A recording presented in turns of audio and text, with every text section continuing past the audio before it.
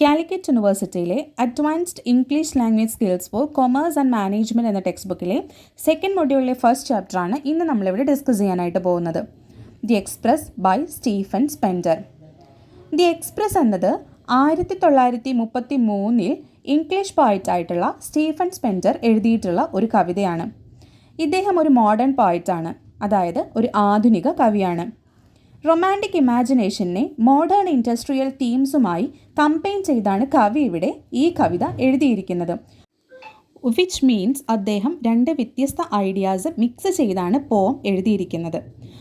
ഈ രണ്ട് ഐഡിയാസ്, അതായത് റൊമാൻറ്റിക് ഇമാജിനേഷനും മോഡേൺ ഇൻഡസ്ട്രിയൽ തീംസും കുറച്ചുകൂടി വ്യക്തമായി പറയുകയാണെങ്കിൽ feelings, nature, beauty, emotions and dreams ഇവ റൊമാൻറ്റിക് ഇമാജിനേഷനിൽ വരികയും മെഷീൻസ്, ടെക്നോളജി, ഫാക്ടറീസ്, പ്രോഗ്രസ് ഇവയൊക്കെ മോഡേൺ ഇൻഡസ്ട്രിയൽ തീംസിൻ്റെ ഭാഗമായി വരുന്നവയുമാണ്. അതുകൊണ്ട് തന്നെ ഇദ്ദേഹം ഇവയൊക്കെ ഒരുമിച്ച് കൂട്ടിച്ചേർത്താണ് പറഞ്ഞിരിക്കുന്നത്. ഇതിനെയാണ് റൊമാൻറ്റിക് ഇൻഡസ്ട്രിയൽ പോം എന്ന് പറയുന്നത്. ഒരു ട്രെയിനിൻ്റെ യാത്രയെ ഇവിടെ കവി വിവരിക്കുകയാണ്. മെയിൻ തീമായിട്ട് വരുന്നത് ഇൻഡസ്ട്രിയൽ പ്രോഗ്രസ്സും മോഡേൺ സിവിലൈസേഷനുമാണ്. മെഷീൻസ്, ഫാക്ടറീസ്, ട്രാൻസ്പോർട്ടേഷൻ, ടെക്നോളജീസ് ഇവയുടെയൊക്കെ ഗ്രോത്തിനെയാണ് ഇൻഡസ്ട്രിയൽ പ്രോഗ്രസ് എന്ന് പറയുന്നത്. എന്നാൽ മോഡേൺ സിവിലൈസേഷൻ എന്ന് പറയുന്നത് ഇന്നത്തെ അഡ്വാൻസ്ഡ് ആയിട്ടുള്ള ജീവിത രീതിയാണ്. ട്രെയിനിനെ വളരെ ബ്യൂട്ടിഫുൾ ആൻഡ് പവർഫുൾ ആയിട്ടാണ് ഇവിടെ കവി പ്രസൻറ്റ് ചെയ്തിരിക്കുന്നത്. കൂടാതെ മ്യൂസിക്കലാണെന്നും പറഞ്ഞിരിക്കുന്നു. മ്യൂസിക്കൽ മീൻസ് ട്രെയിനിൻ്റെ സൗണ്ട് കാതുകൾക്ക് ഇമ്പമുള്ളതാണെന്നാണ് ഉദ്ദേശിച്ചിരിക്കുന്നത്.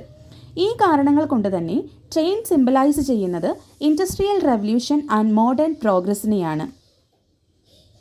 കവി മോഡേൺ ടെക്നോളജിയെ പ്രേസ് ചെയ്യുന്നുണ്ട്, അതായത് പ്രശംസിക്കുന്നുണ്ട്. ഫാസ്റ്റും പവർഫുള്ളും ഇംപ്രസീവുമാണ് ടെക്നോളജി എന്ന് അദ്ദേഹം പറയുന്നു. അതായത് നമുക്കറിയാം ടെക്നോളജി എന്ന് പറയുന്നത് വളരെ ഫാസ്റ്റാണ്, പവർഫുള്ളാണ്, എല്ലാവരെയും ഇംപ്രസ് ചെയ്യിക്കുന്ന ഒരു ഘടകവും കൂടിയാണ്.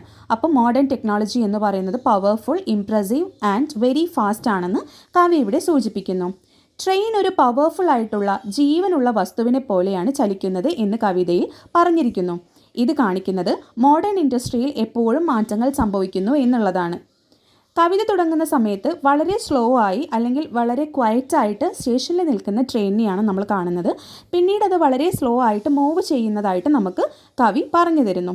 വിസിൽ കേട്ടതിന് ശേഷം എഞ്ചിനൊക്കെ സ്റ്റാർട്ട് ചെയ്ത് അത് ചലിക്കാനായി തുടങ്ങുന്നുവെന്നും കവിതയിൽ പറയുന്നു. ഒരു ക്വീനിനെ പോലെ അല്ലെങ്കിൽ ഒരു രാജ്ഞിയെപ്പോലെ ഗ്രേസ്ഫുള്ളിയാണത് മൂവ് ചെയ്യുന്നത്. പിന്നീട് ട്രെയിൻ പാസ് ചെയ്യുന്ന പല സ്ഥലങ്ങളും കവിതയിൽ പരാമർശിക്കുന്നുണ്ട്. Towns, villages, factories, gas works, graveyard ഇതുവഴിയൊക്കെയാണ് ട്രെയിൻ പാസ് ചെയ്തു പോകുന്നത് എന്ന് കവിതയിൽ സൂചിപ്പിക്കുന്നുണ്ട്. കൺട്രി സൈഡിലെത്തുമ്പോൾ സാവധാനം സ്റ്റാർട്ട് ചെയ്ത ട്രെയിനിൻ്റെ വേഗത വർദ്ധിക്കുന്നു.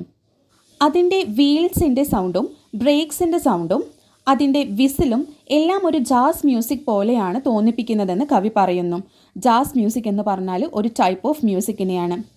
അതിൽ നിന്നും ഉയരുന്ന വൈറ്റ് ആയിട്ടുള്ള സ്റ്റീം അല്ലെങ്കിൽ ഹോട്ട് വേപ്പർ, നീരാവി പല ഷേപ്പുകളിലും ഫോം ചെയ്തു വരുന്നുണ്ട്. അങ്ങനെ പല പല ഷേപ്പുകളിൽ ഫോം ചെയ്ത നീരാവി നമുക്ക് കാണുമ്പോൾ അത് പല രൂപങ്ങളിലായിട്ട് നമുക്ക് തോന്നുന്നുണ്ട്. വളരെ വേഗത്തിൽ പോകുന്ന പ്രകാശത്തോടെ തിളങ്ങുന്ന ട്രെയിനിനെ തീ പോലെ ജ്വലിക്കുന്ന വേഗമേറിയ ഒരു കോമറ്റുമായാണ് കവി അവതരിപ്പിക്കുന്നത്. ഈ കോമറ്റ് ഓഫ് ഫയറിനെ പോലെ തോന്നിപ്പിക്കുന്ന ട്രെയിൻ ടണൽസിലൂടെയും അതുപോലെ തന്നെ ഹിൽസിലൂടെയും ചീറിപ്പാഞ്ഞു പോകുന്നുവെന്നും കവി വ്യക്തമാക്കുന്നു. ഇരുട്ടിൽ പ്രകാശം തിളങ്ങുന്ന പോലെ രാത്രിയിൽ ട്രെയിൻ തിളങ്ങുന്നുവെന്നും കവിതയുടെ അവസാന ഭാഗത്തിൽ പറയുന്നുണ്ട്. കോമറ്റ് എന്താണെന്ന് വെച്ചാൽ സൂര്യനെ ചുറ്റി സഞ്ചരിക്കുന്ന പൊടി, മഞ്ഞ്, കല്ല് എന്നിവ ചേർന്ന ഒരു ആകാശ വസ്തുവിനെയാണ് കോമറ്റ് എന്ന് പറയുന്നത്, അഥവാ ധൂമകേതു എന്ന് പറയുന്നത്.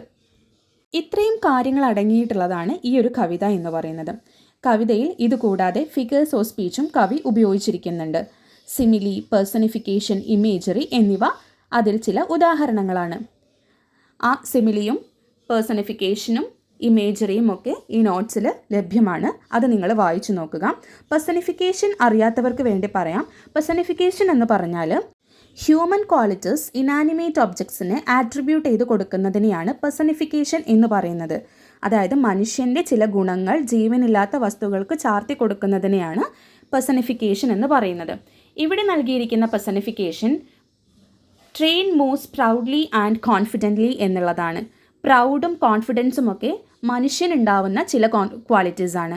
അതുകൊണ്ട് തന്നെ ആ ക്വാളിറ്റീസിനെ ഇവിടെ ജീവനില്ലാത്ത വസ്തുവായിട്ടുള്ള ട്രെയിനിന് ആട്രിബ്യൂട്ട് ചെയ്ത് കൊടുത്തിരിക്കുകയാണ്. അതിനെയാണ് നമ്മൾ പെർസണിഫിക്കേഷൻ എന്ന് പറയുന്നത്. നോട്ടിൽ തന്നിരിക്കുന്ന ഫിഗർ ഓഫ് സ്പീച്ച് എന്ന് പറയുന്നതിലെ മെറ്റഫർ എന്ന് പറയുന്ന ആ ഒരു കാര്യം ചെറിയ ഒരു തെറ്റ് പറ്റിയിരിക്കുന്നതാണ്. അത് നിങ്ങൾ പഠിക്കേണ്ടതായിട്ടുള്ള ബാക്കിയുള്ള സിമിലി, പെർസണിഫിക്കേഷൻ, ഇമേജറി എന്ന ഭാഗം നിങ്ങൾ വ്യക്തമായി പഠിക്കുക. ഈ ചാനലിൽ അപ്ലോഡ് ചെയ്തിട്ടുള്ള ക്ലാസ്സുകളും ഇനി അപ്ലോഡ് ചെയ്യാൻ പോകുന്ന ക്ലാസ്സുകളും അതിൻ്റെ നോട്ട്സുകളും നിങ്ങൾക്ക് എക്സാമിന് വളരെയധികം ഹെൽപ്ഫുൾ ആവും. കാരണം ഷോർട്ട് എസ്സേക്കും ഈ പാഠഭാഗവുമായിട്ട്, അല്ലെങ്കിൽ നിങ്ങൾ പഠിക്കുന്ന പാഠഭാഗം ഏതാണോ ആ പാഠഭാഗവുമായി ബന്ധപ്പെട്ടിട്ടുള്ള എല്ലാ ഇമ്പോർട്ടൻ്റ് ആയിട്ടുള്ള പോയിൻറ്റ്സുമാണ് നോട്ടിൽ തന്നിരിക്കുന്നത്.